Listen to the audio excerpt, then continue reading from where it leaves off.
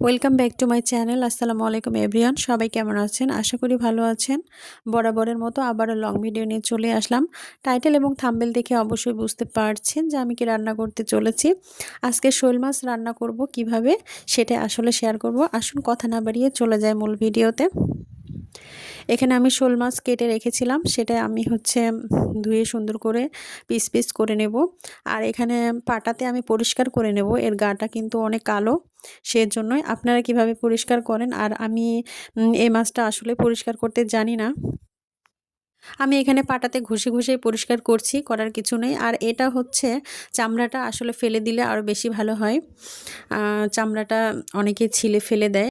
এখানে আমি পাটায় ঘষে ঘষে এটা যতদূর সম্ভব পরিষ্কার করে নিচ্ছি।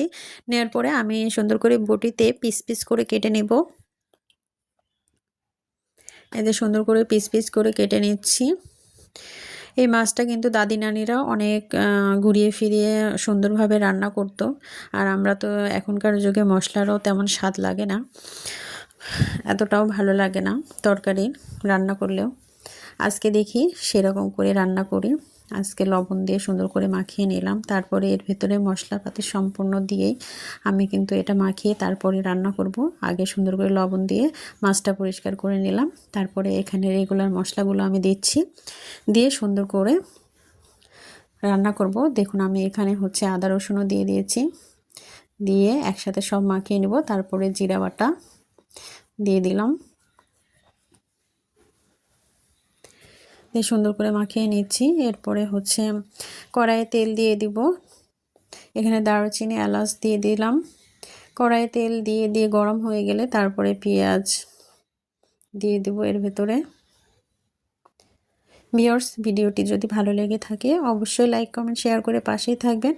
একটা লাইক দিয়ে স্টার্ট করতে ভুলবেন না।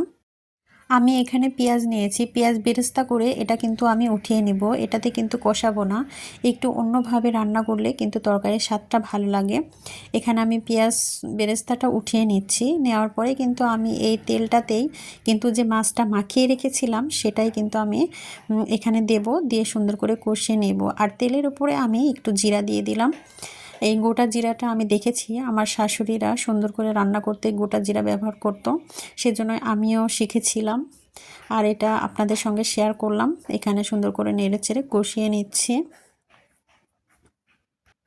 আমি এখানে সুন্দর করে কষিয়ে নিয়ে হালকা একটু পানি দিব, দিয়ে সুন্দর করে আবারও নেড়ে চেড়ে রান্না করে নিচ্ছি। দেখুন এখানে আমি ঢাকনা দিয়ে আবারও ঢেকে দেব, দিয়ে সুন্দর করে কষিয়ে নেব।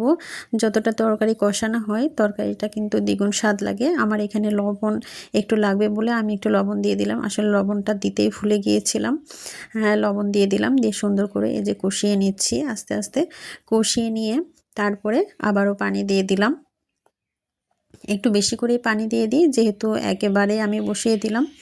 আর এখানে পেঁয়াজ বেরেস্তাটা নিয়েছিলাম, এখানে কিন্তু এই যে বাটিতে নিয়েছি, নিয়ে কিন্তু এই পেঁয়াজ বেরেস্তাটা একেবারে গুঁড়ো করে নেব হাত দিয়ে সুন্দর করে গুঁড়ো করে নিয়ে এটাতে একটু মাছের ঝোলের একটু ঝোলটা দিয়ে দেব, দিয়ে সুন্দর করে একটু নরম হবে।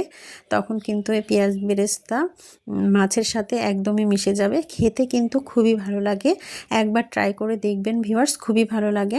একটু গরম আছে, করতে কিন্তু একটু অসুবিধা হচ্ছে। এখানে একটু নাড়াচাড়া করে দিই। এখানে পেঁয়াজ বেরেস্তা যে বাটিতে মেশ করে রেখেছিলাম সেখানেই কিন্তু আমি শোল মাছের তরকারিটা এখানে দিয়ে দিচ্ছি। দেখুন এইভাবে কিন্তু রান্না করলে খুবই ভালো লাগে। মাছের মধ্যে যখন ঝোল রান্না করি কিন্তু আমি এইভাবেই রান্না করি। আমার কিন্তু এইভাবে রান্না করলে খুবই ভালো লাগে, আপনারাও একটু ট্রাই করবেন। দেখুন তরকারি কালারটাও কিন্তু অনেক সুন্দর এসেছে। শুধু শোল মাছ না, যে কোনো মাছই কিন্তু এইভাবে রান্না করলে খুবই ভালো লাগে। আমার ভিডিওটি কেমন লাগলো অবশ্যই কমেন্ট বক্সে জানাতে ভুলবেন না। সবাই ভালো থাকবেন, সুস্থ থাকবেন। সবার সুস্বাস্থ্য কামনা করে এখানে বিদায় নিচ্ছি। আল্লাহ হাফেজ।